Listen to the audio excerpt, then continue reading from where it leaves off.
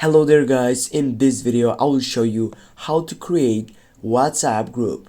Firstly, go and launch the application, and then you need to simply go on the chat section by typing on the first selection on this side. You have three options for chats, status and calls. You need to go on the first chat settings, and then you need to tap on your right side on the Forex Sake. Right after that, you have two options for new group or new contact. You need to choose the first one by typing on it.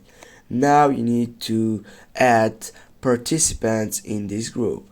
For example, we'll go with, then go on that side.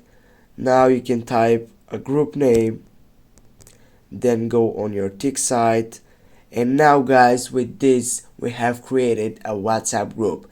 Thanks guys for watching. Don't forget to hit that like and share the video. See you soon guys.